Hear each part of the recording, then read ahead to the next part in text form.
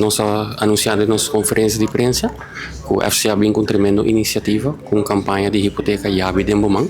Essa aqui nanta 20 cas, de 20 cas que 17 cas na Roy Bosal, kuta rijtjes woningen, en tot 3 dinang ta alleenstaande woningen na Shaba. Aplicação pa campanha aqui está solamente online, riba nos website www.fcca.com.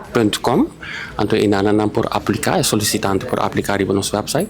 Lo qual nos aconselha cliente ng tami pa começar a preparar uma cópia de uma prova de identidade válido, cédula, passport of rijbewijs Arubiano, comprovante ng di entrada, si ta cobra pa luna ta 2 último payslips, si ta pa quincena ta 4 último payslips, si ta cobra comissão, trunk, points, off tips, ta 6 último payslips, anto de caso, si ta cobra semanal ta 8 último payslips. E aplicación aquí está solamente para una persona o 2 personas juntos, vamos a poner un pareja que está casada, por llenar la aplicación aquí online. Sí, si é uma pessoa que está pareja ou casada, não está llena aplicação junto, sim.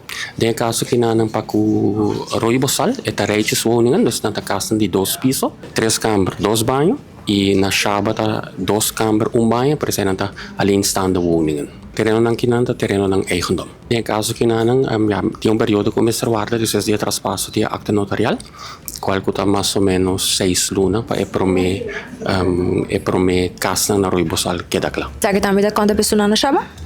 E Shaba, hora que traspasso toma lugar na notaris, eta dura 6 a 7 luna para a casa que wordt opgeleverd. E hora da começar a construção.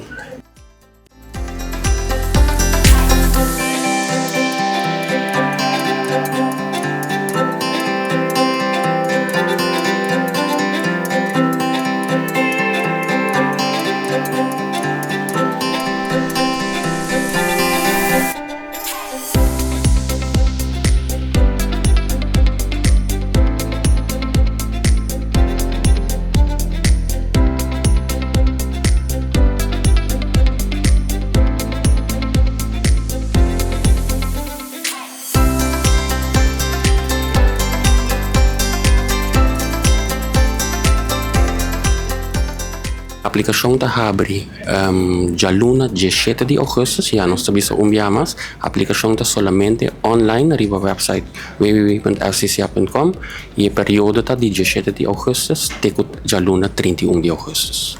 E persona que está aplicar para o que está o projeto aqui, ora que não acaba de registrar, não há uma confirmação que essa aqui agora do receber?